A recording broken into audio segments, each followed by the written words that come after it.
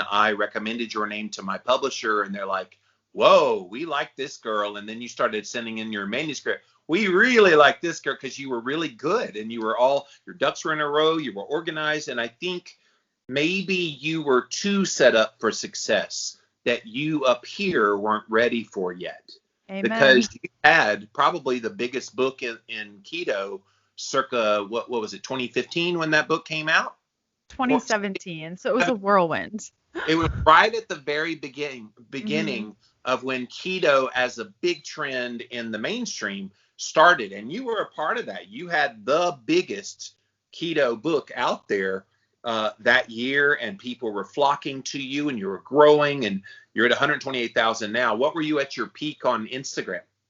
I think around 180,000, but Yeah. I'm not good with numbers. I'm Well, good with macros, but it not was numbers. more than it is now. But the point is, you were growing and you had this modicum of success. So I think even in your best case scenario, you didn't imagine just how successful you were going to be.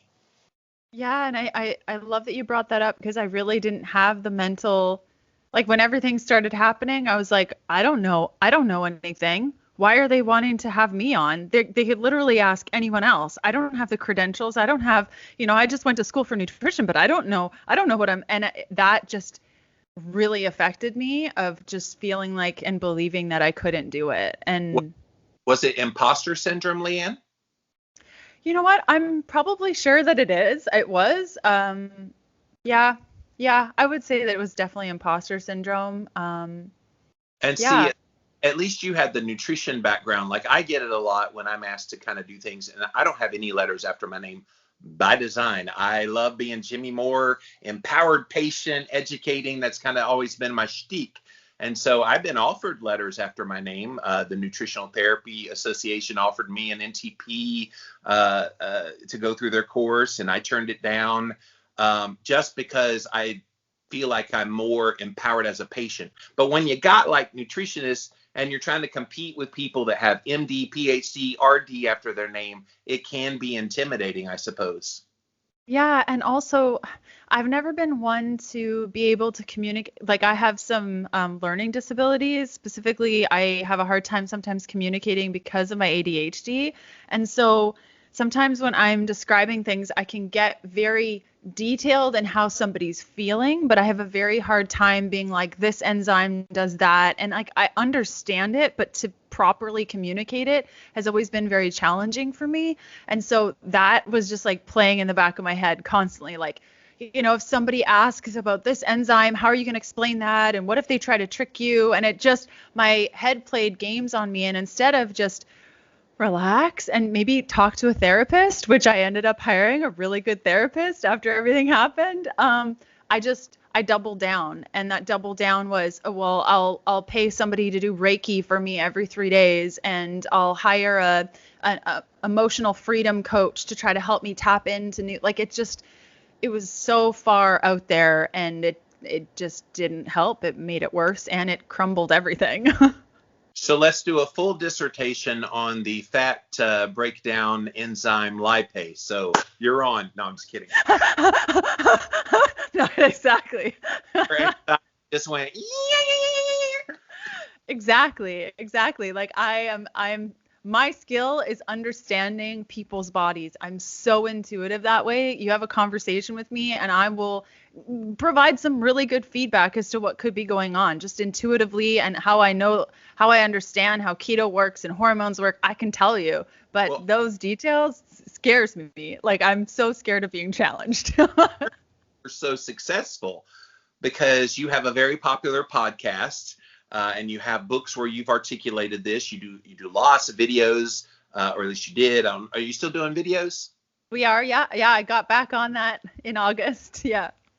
So you're very good behind the microphone, on camera, because they feel like they're talking to somebody who talks like them, who understands them. And we need all the nerdy people. We need the Dominique Diago Yeah. out there. We need the Eric Westmans out there. But we need some Jimmy Moore and Leanne Vogels that can kind of translate and relate, not just translate information, but relate in as Yes. much for humans that people see themselves in us.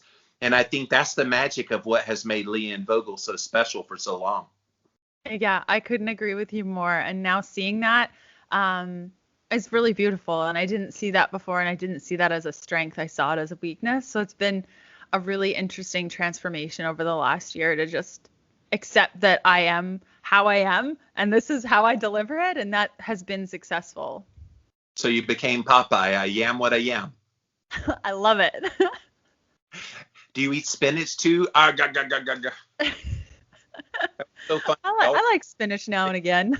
It was so funny. They had a can of spinach and he would grow muscles. I'm thinking, no, if they really wanted him to grow muscles, they'd give him a big ass ribeye and he'd Yeah, chew that. steak. Because there's nominal iron and there's no protein in spinach. That's weird. So small, so small. And, the iron is not accessible, right? So you're having all this iron, but then you need vitamin C and the whole bit. And like, he wasn't eating oranges. So I don't know what happened there. We need to go through like all these images we saw as kids. And was that like that was related to food? Was that legit? Like the so two apples true. that really keep the doctor away? Like what did the apples do? All right, so you had this transformation just under a year ago. Tell us what happened, because you were deep in the throes of depression, really at your deepest, darkest point, and you found the Lord. So what did that look like? Did somebody come in your life? Were you seeking it out and it just happened to manifest? Tell that story. Yeah, it really just happened to manifest. So I had been channeling and doing new age practices for about a year. And my husband and I relationship was completely falling apart. Our marriage was in shambles. And March 2020 was when things started to get really, really, really bad. Our boat got hit by another boat.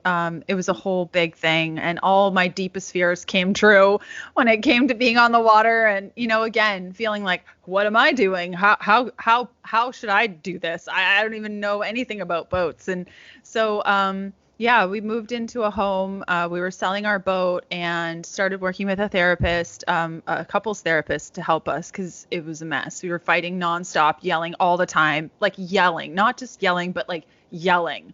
And I just doubled down more. I hired 2 different coaches at the same time. I started doing embodiment practices, and perhaps some people saw on Instagram, I was posting like rage videos where I would just throw stuff around in my home. And I thought this was a healthy way to express, That was weird. Yeah, emotions. And I had a couple people message me and say, that's really scary. I think you need help. And I'm like, I have help. Like, I don't need your help, Unfortunately, I just had a lot of anger and frustration and hate in my heart. Like I was just felt very entitled, and also, working through new age practices. One of the biggest lessons that I was learning is that I'm the boss of everything, and whatever I do goes. And so I would use my heart as a way to tell me what's next. So if I wanted to do XYZ, if I felt like that, then I could do it. And that's a very dangerous place to be in. We know that the heart is deceitful and desperately sick. Who can understand it? Jeremiah 17:9. Like our hearts are not in a good place. And I was sitting on a class with a teacher, and this was in September. And she said, tap into your God self. And Jimmy, this is something that I had heard hundreds of times, that I had taught on as I was starting up my other practice and new age practices. Tap into your God self. And it still just like rocks me. I don't have a God self. There is no God self in here.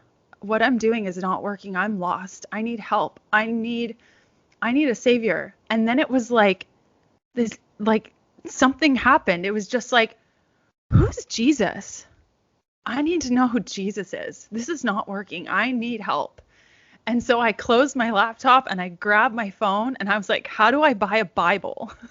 I had never read a Bible. I didn't know where to go for Bibles. Do I have to go to a church to get a Bible? Like, I don't even know. There's an app for that. Yeah, I didn't even know that. So I ordered an ESV Bible, an ESV study Bible on Amazon. It arrived and I just started reading. Yeah. And as I was waiting for my Bible to arrive, I realized that everything I was sharing, everything I was doing was so incredibly deceived. My spirit guides were directing me in a very wrong place. These were not angels of light. They were not angels of light. And all these little whispers in my ear was not God communicating to me. And so I went online and I apologized and I publicly repented of the things that I had posted, the information I had shared, the deceit that I had passed on, the money that I had taken from people with sessions. I canceled everything. I deleted everything. I removed everything, everything. And I started sharing keto again in addition to getting to know the Lord. And that was September 13th. The day you came back online and you had a picture of your face in the photo on Instagram, I was like, there's the Leanne I know. And you were back. But there was more than that. It was the Leanne I know and love, but it was also a joy in her eyes. Like, I could tell when you were in the midst of all that turmoil, which, thank you again for the context. It makes so much sense now. When you were in the midst of that, you could even